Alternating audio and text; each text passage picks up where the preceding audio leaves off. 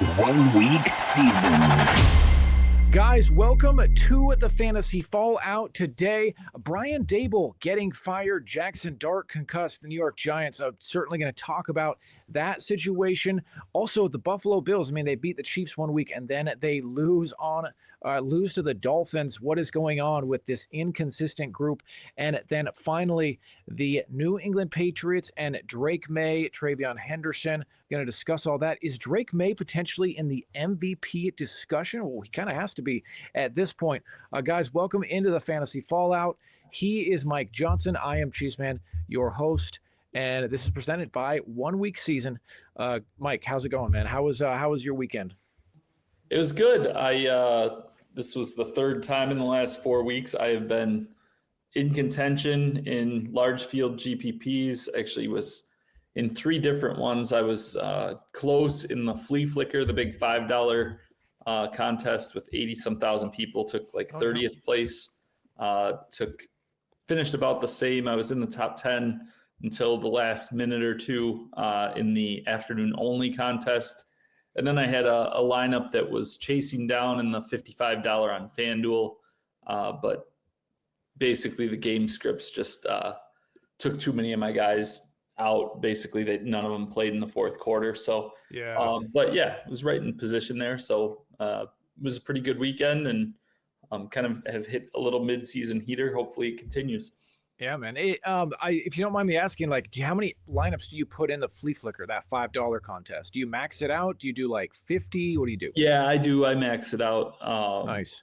Yeah, and I had so like this week, I had 6 quarterbacks. I had Drake Maye and Lamar Jackson, but then the other 4 were Jared Goff, Mac Jones, Davis Mills, and forget the last one offhand, but basically kind of hit on all of them. I had probably like 50% Rico Dowdle across the group, but had the right amount of had enough Gibbs, Achane, and McBride to.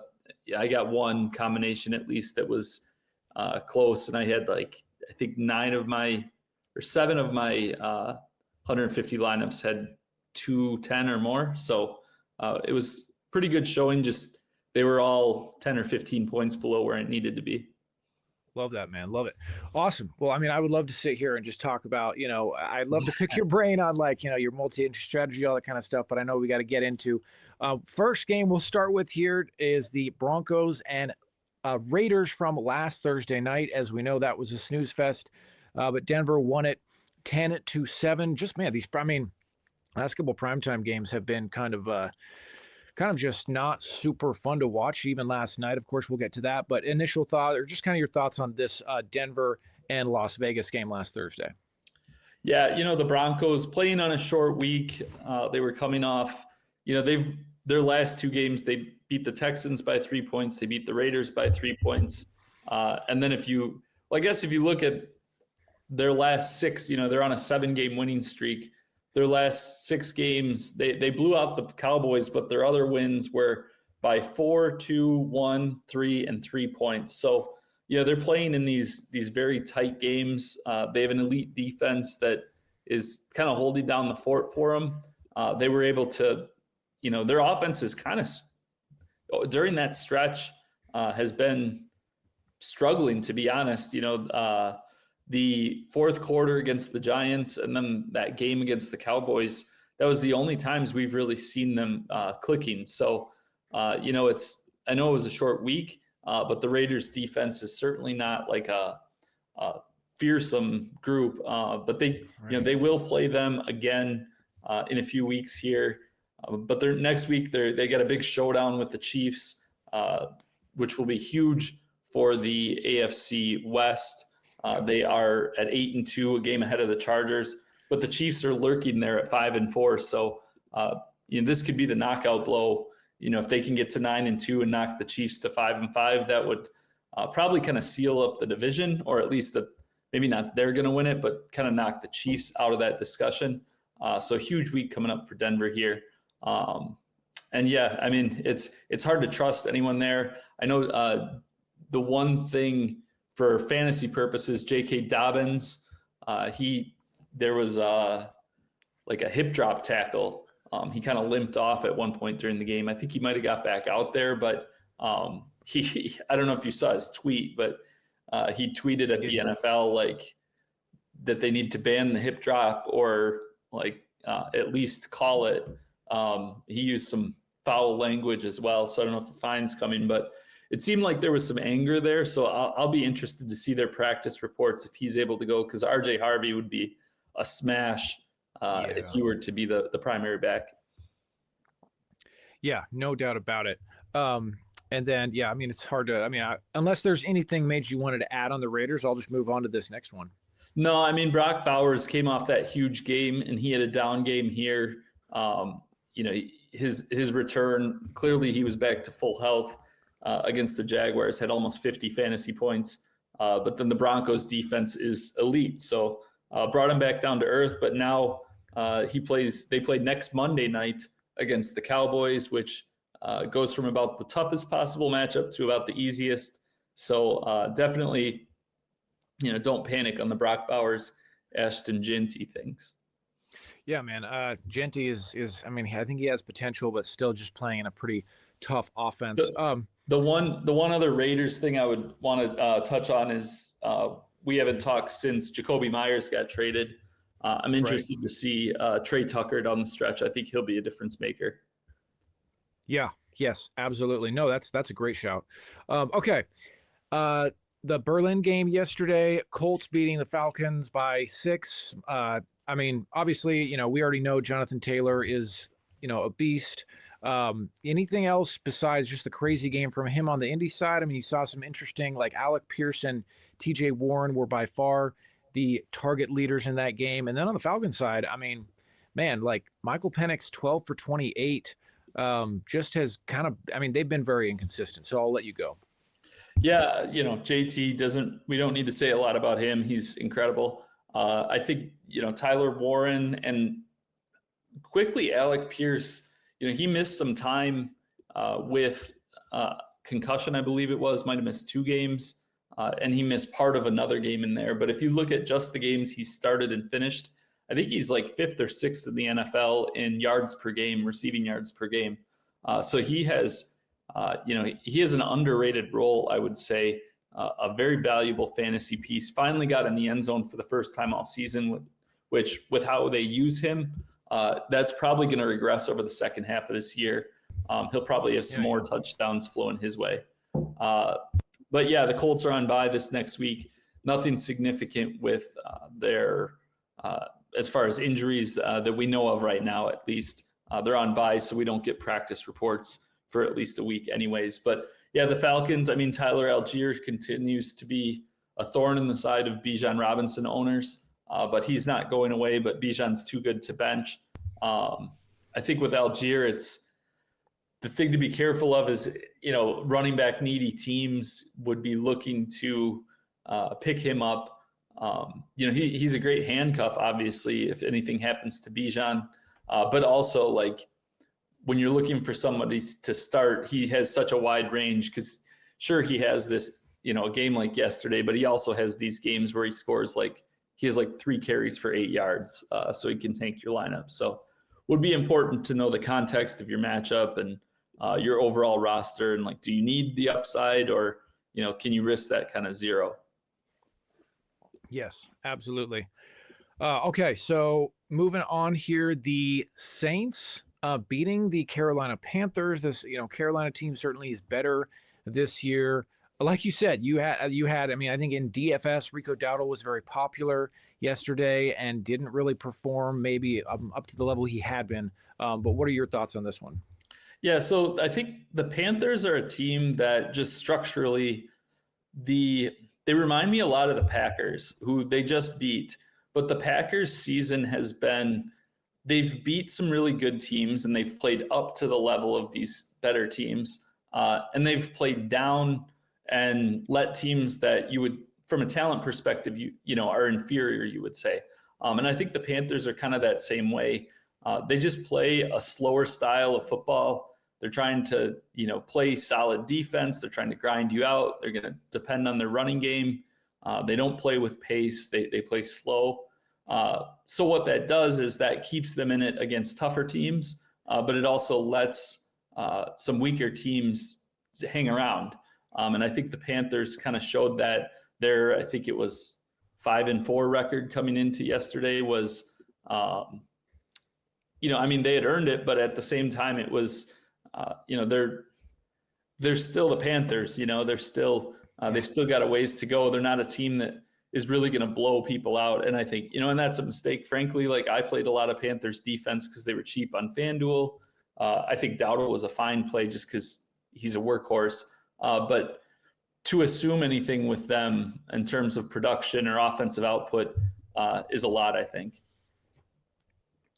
And then, on the Saints side, Tyler, man, I'm not even sure he say his name. Tyler Shuck. Tyler Shuck. He absolutely, obviously Shaheed is gone now for the Saints. So, thoughts on the usage, I guess, since without Shaheed there. Yeah. So Chris Olave, he elevated himself. I believe this was his best game of the season. Made the big downfield catch, which, removing Olave, it's been a couple times now. He caught a long pass a few weeks ago against the Patriots, but basically it's only been a couple times this year that Olave has been used downfield. And he was used much more downfield yesterday. Caught that long touchdown pass, ended up with 5 catches, 104 yards and a touchdown. So yeah, I think Shaheed being gone and eliminating that, like, I'm the big play guy, you're the underneath guy, and letting Olave become like, I'm the everything guy is pretty interesting. And I think Juwan Johnson, he had a long pass on kind of a busted play, or like Shuck was able to avoid pressure and then find him in like a scramble drill situation. But Juwan Johnson, he's a guy second half of the season. I think without that consistent secondary wide receiver target, I think Johnson's going to see a lot of volume, which is, if you can find that at the tight end position. And they were winning this game. That's the other thing. So Shuck only attempted 27 passes. Johnson caught 4 for 92 and a touchdown. But it's still the Saints. Granted, they had a nice win here. But they're going to have some games down the stretch where he's throwing 40, 45 times. So Johnson could have some massive fantasy days. Yeah, and just, it's like with Shuck, it's like, oh, man, maybe he's someone that I can, and then you play him next week and he throws 4 picks kind of thing. It's hard to know really what he's even going to be like in the long term. Mm-hmm. All right. The Bears and the Giants, as we teased in the open, Brian Daboll fired. Jackson Dart had a couple of rushing touchdowns, but got a concussion. That's always kind of a fear that I have with rushing quarterbacks is, can they stay healthy from, because eventually they're going to take a hit. The Bears ended up getting the 24-20 win. Yeah, I think that's, you kind of hit the nail on the head there with Dart. He's been really impressive. He's been fun to watch, but also I think running quarterbacks, like, they can be all right if they know how to do it. But you can't be doing I remember that Thursday night game where they beat the Eagles and everyone was so fired up and on the Giants bandwagon and they looked so great. But it's like, he's dipping his shoulder and like, hurtling himself into these 240-pound linebackers and stuff. And it's just like, that isn't going to last, man. You got to cut back on those types of plays. And eventually, yesterday he lost a fumble on the play. He got concussed. Daboll, they've blown, I think it's 4 double-digit fourth quarter leads this season. Interesting dynamic there. I think that it's a combination of, if you remember the Lovie Smith situation a few years ago, he won the Texans their final game at the end of the season and it cost them the #1 pick. And I think that from the Giants standpoint, like, they're not making the playoffs at this point. They know Daboll's not coming back. So I think it's a matter of blowing those games and not letting him, because they already have Dart. So if they get a top pick, they might be able to get a haul for it in a trade or just add another elite talent. And they don't want him to screw that up for them. Yeah.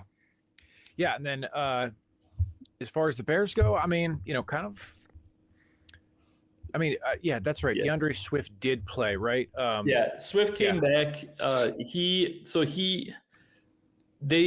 Ben Johnson said before the game they were going to go with kind of a hot hand approach, and they kind of did that. They were alternating series. Monangai got a touchdown early in the game, but they fell behind early in this game, and Swift being the pass catching the pass catching back and the guy who plays when they're trying to play with tempo and that sort of thing. He ended up dominating the workload. 13 carries, was targeted 8 times, only 7 rushes and 1 target for Monangai. So, some people might look at that and think, okay, he just got back. He's like clearly the feature guy, but I also think there's something to it of the game script playing out that way. And I think, if they had a game where they had played with like a bigger lead, that would have been a more even type of thing. But clearly he's the passing down guy.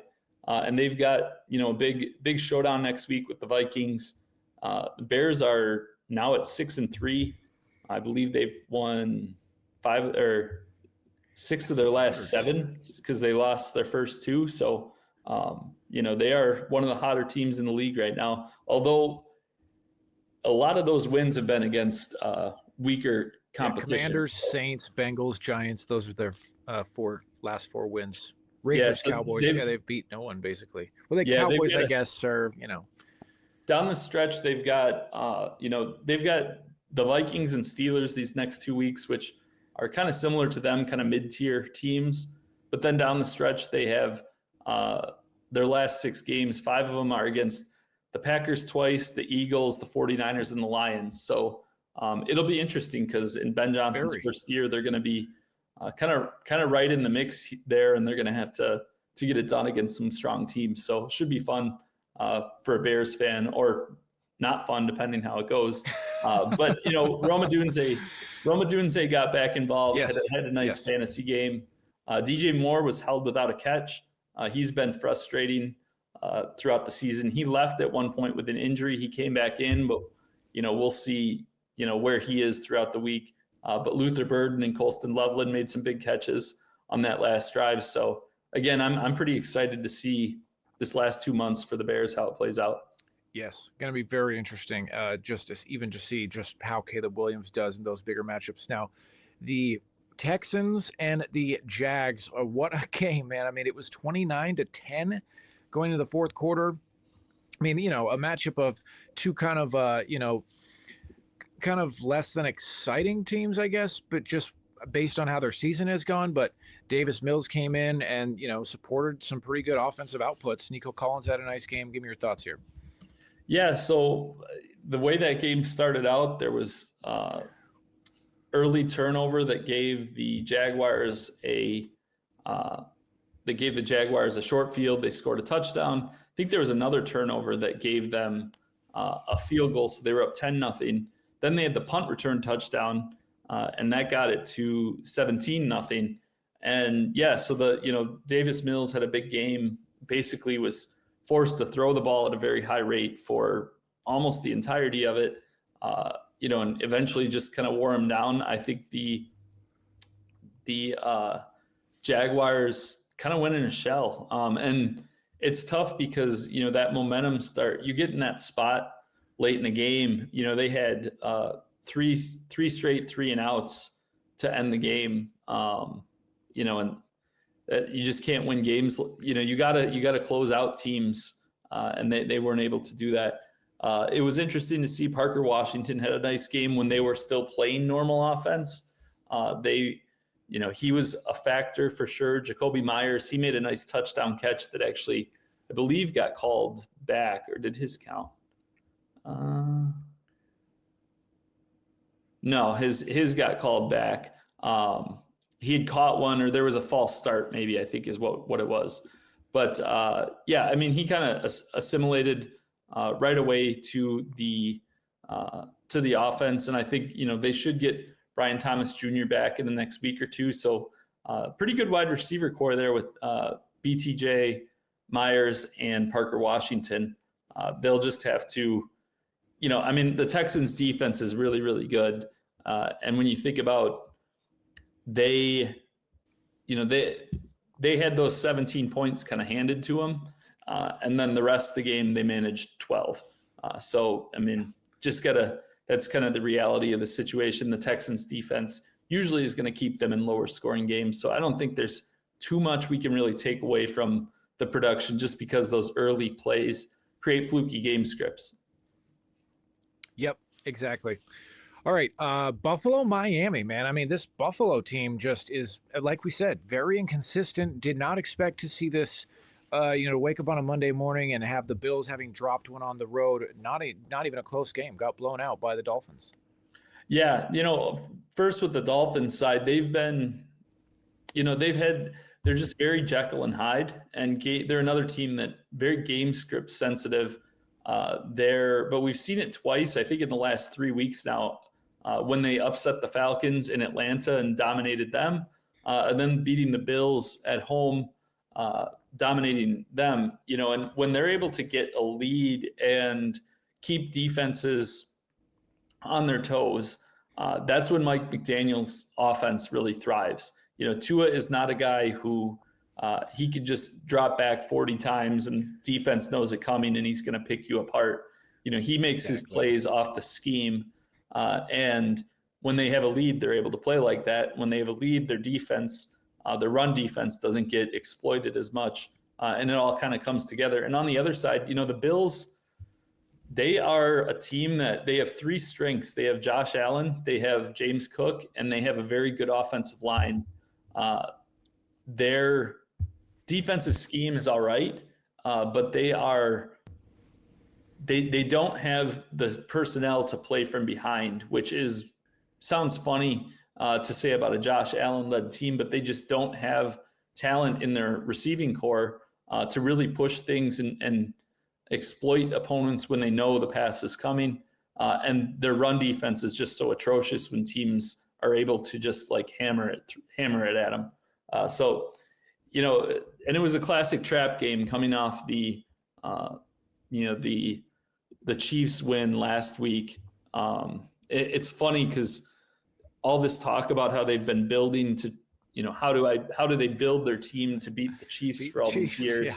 And they've figured out how to beat the Chiefs in the regular season 5 straight times now. But, now they're at a point where they're built in a way where they can't beat some of these lesser teams. So it's kind of an interesting dynamic there. Yeah, and I think it was, you would thought it'd be a good spot for Buffalo, but only putting up 13 points. Okay. Baltimore, Minnesota, Lamar Jackson returns. It still seems like, I don't know, maybe I actually really need to pull it up. I guess you can tell me. I mean, is he not running as much, taking it easy on Lamar? And then obviously Minnesota, they kept it close, but falling in this one. Yeah. It's two things, I think. So Lamar threw it 29 times. He ran 9 times. I think 5 or 6 of those were scrambles. Had a couple of designed runs. Keaton Mitchell got involved, had 4 runs for 31 yards, but he only played 10 snaps or so. Justice Hill also stole a touchdown. For Derrick Henry owners, that's kind of frustrating to see. It was a goal line. It was a 1-yard run. So it was not where you expect him to be. Henry's wheelhouse right there. Yeah. Come on. But yeah, I mean, him and Zay Flowers, you can trust every week, but none of the other, running backs, receivers, or tight ends can you really depend on their production. Lamar, the Ravens, they kicked 4 field goals in this game. 3 of them were 30 yards or less. So, when you look at it from that standpoint, there was a lot of points left on the field there. That's something that they'll clean up. It easily could have been, a 5-touchdown game for the Ravens offense, and I think they'll clean it up. So I wouldn't worry too much, but basically it's Lamar, Zay, and Henry, unless you're really in a bind. And then on the Vikings side, this was the first game we really saw J.J. McCarthy forced to throw the ball a lot. And it wasn't great. 20 for 42, a lot of inaccurate passes. It's just not, if you have Jordan Addison, it's hard to trust him weekly. He had a very poor game. What's his name? Justin Jefferson. What's his name? Am I saying? 12 targets, 4 receptions for 37 yards. I mean, if you have him on your team, you are hating it life right now. Yeah, and I mean, Jalen Naylor made some plays downfield, so I think the Ravens probably did a pretty good job of those two had a lot of targets, Jefferson and Addison, but they were probably covered very well. And also combining that with McCarthy's inaccuracy on some of the targets where they were open, that's how you get 4 catches on 12 targets for a guy as good as Justin Jefferson.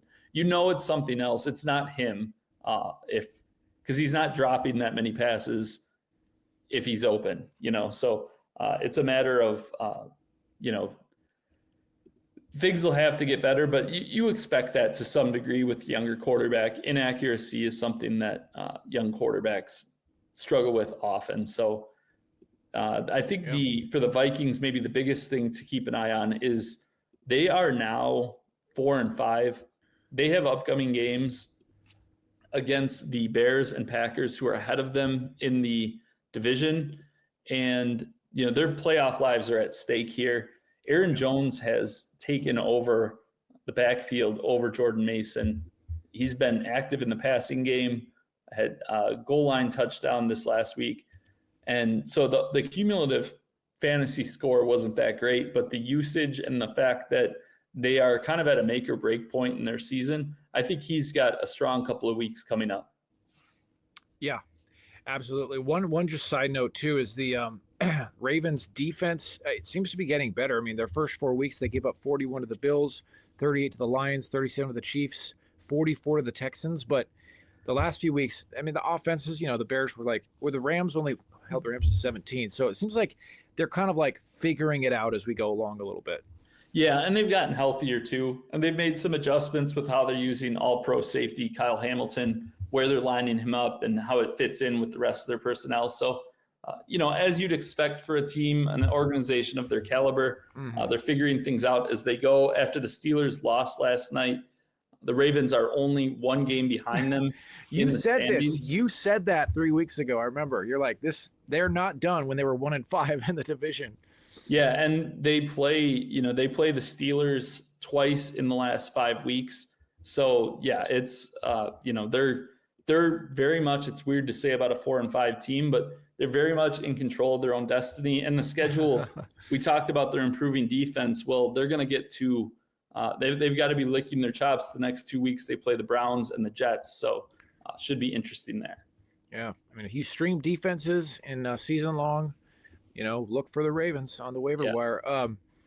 Okay, Cleveland and the Jets, 27-20. This game was really I mean, Dylan Gabriel had actually some plays, but man, the 54 passing yards and one of them was like a crazy 42-yard.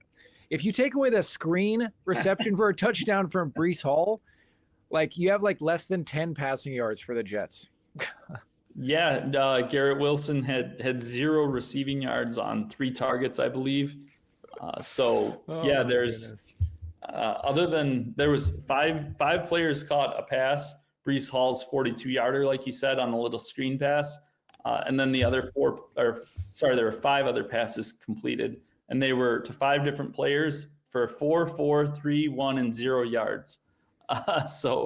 But yeah, they had 2 defensive touchdowns early in this game. They were able to lean on their running game, lean on their defense, just play ball control and milk the clock. And the Browns offense just wasn't good enough to make them pay for it. So Breece Hall clearly has shown he's an every week starter, but you can't really trust Justin Fields weekly. I do think Garrett Wilson, they don't get to play the Browns every week.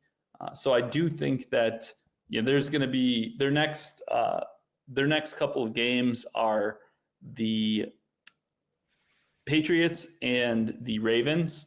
So yeah, I think that they play actually Thursday night against the Patriots. Those are 2 games where they're going to have to pass the ball. They're not going to be able to just kind of sit back on it. But also some people thought the Jets might be throwing in the towel with all their trades and stuff. But Aaron Glenn, this is straight out of the Dan Campbell playbook where, they're not tanking in the traditional sense. They're still, competing and going to bring it every single week. Their front office might make some moves that have long-term thought process, but when they come out on the field every Sunday, their goal is to win that football game. So it's different than some of these other teams where we see, and they just kind of, lay down when they face any sort of team.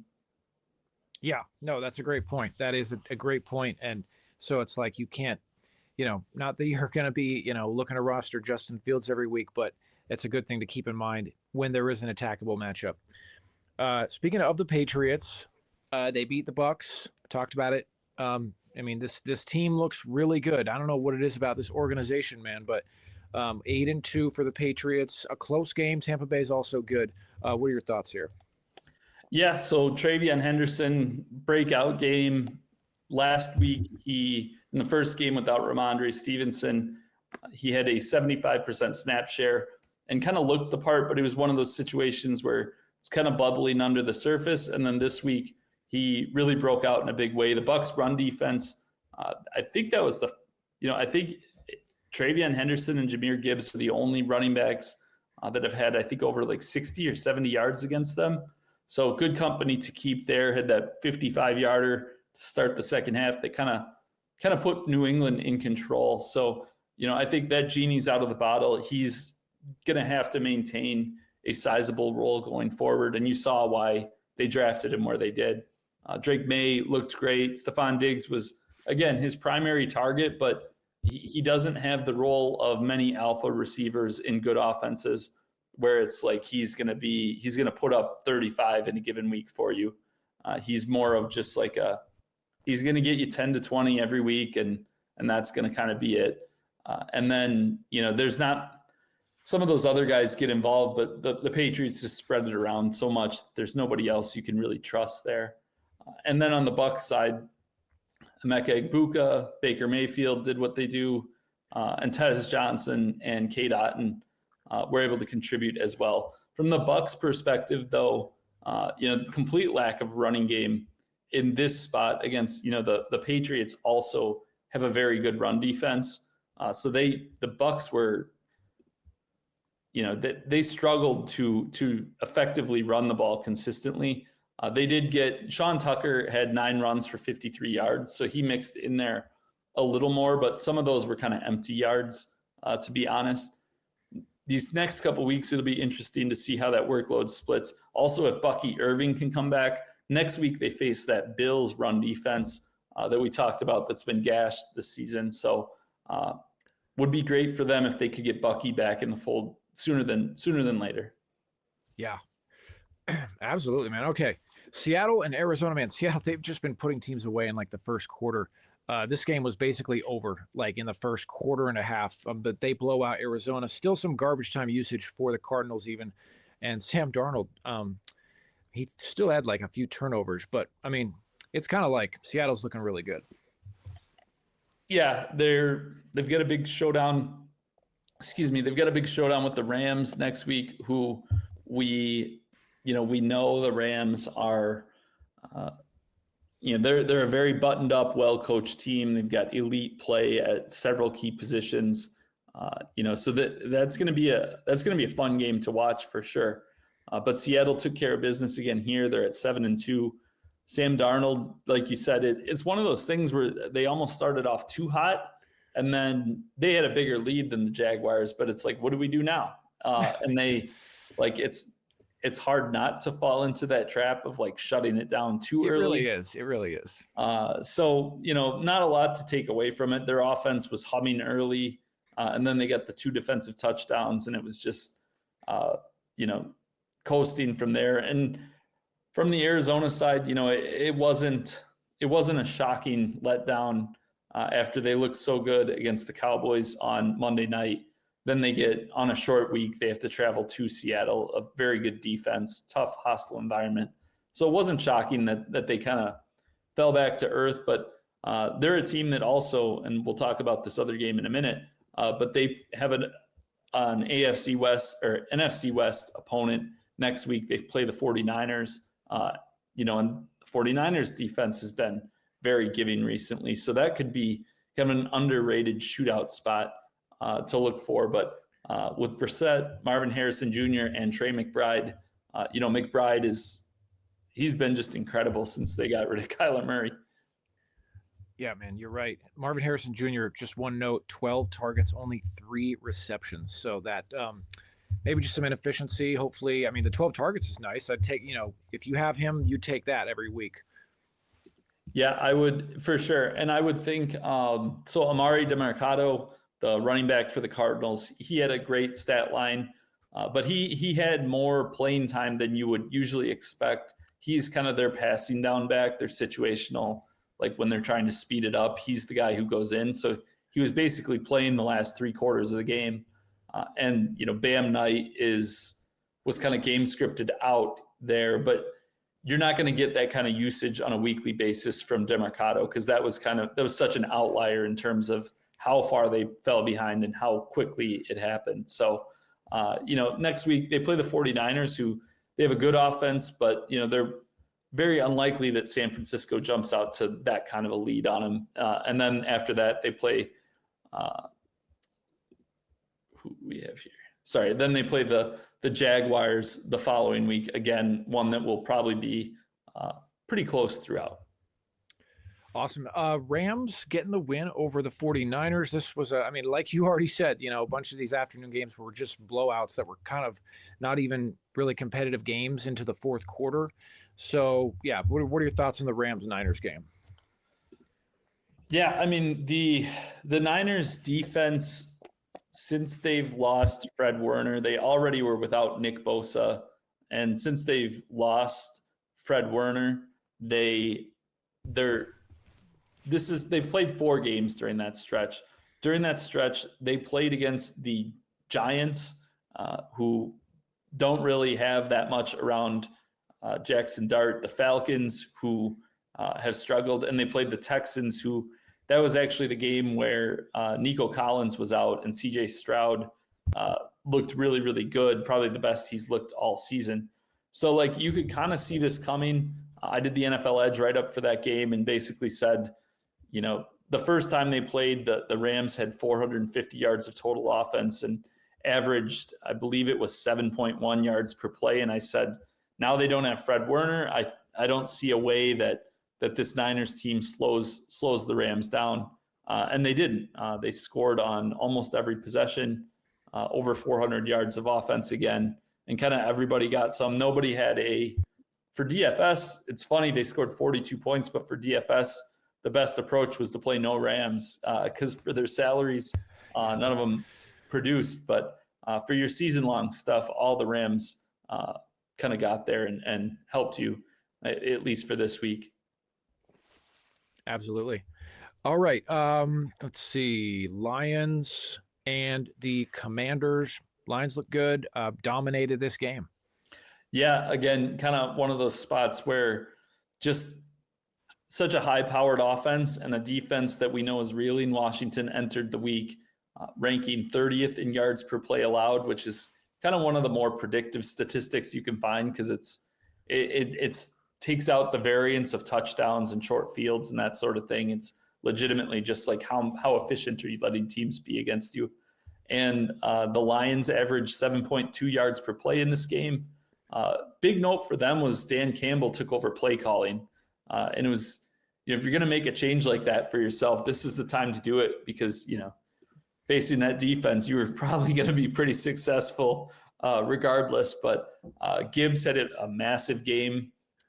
And then Jameson Williams, I think that was the biggest thing was Jameson Williams getting involved.